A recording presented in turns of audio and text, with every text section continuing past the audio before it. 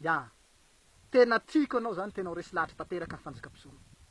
tena tiako anao tena ho resy lahatra tanteraka ary tena tiako anao hiaraka amiko tena tiako anao hanohagna ahy tena tiako anao hiaraka tsika hifampitantana atsika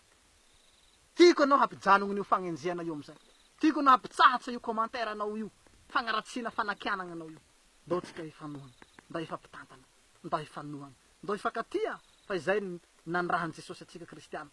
miraisanareo mifankatiavanareo fa izay namantarako fa mpianatrareo vela hoany io atokotoko-piangonana io vela hoany atokotoko mampisarabazana atsika io atokotoko politika be da be io ajanony hoany io ndao tsika hifampitantana tsy mampandroso atsika io mampisarabazana atsika io atoko-piangonana maro samihafa io ndao hifampitantana ndao hifanometana ndao hiaradia ndao hifanohana ndao tsika hifanohana mba hamonjena ny firenena tsy vaolana tsony fanakiana tsy vaolana tsony fagnaratsy amiko aloha za sady tsy fanakiana ny hafa no tsy manakiana ty fanaizana iza vo nahiara-miasa aminay nay Ravalomano nay Antsirajoely nay Raotsiraka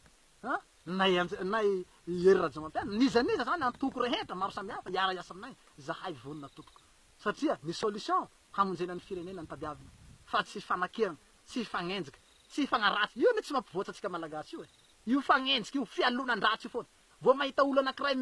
mipoitra de fa ialonana vo mahita anankiray malazalaza de fa ialonana fialonana e mahazo anareo io zay mahatonga anareo magnenjika io mialogna nareo satria nareo zany mahita anakahy ohatran'izao de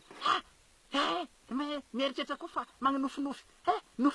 nofinofy oh zala mirediredy fokomôla oh aty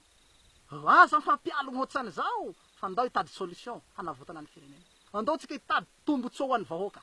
tombotsoa ho an'ny firenena atsika fa tsy hitady tombotsoa ny tenatsika ndao tsika hifidy an' Jesosy hanohana zao fanjakam-pisorona zao ka mino aho fa manomboky zao betsaka amizay ny ho resy lahatra hiaraka amiko antsoy moa ny telefoniko rena raha ohatra ka misy ny resy lahatra de antsoy telefoniko fa efa nomeko anareo le laharany numeroko ary mbola paritako foana izy mandrakandroany antsoy ao amin'ny numero iny raha misy mangetahita hiara-iasa amiko sotra betsaka tompoko makasitraky nagnaraka ny fifandarana tetra farany de manao mandra-piananao amanaraka an'izay tsika tafatafa sotra tompoko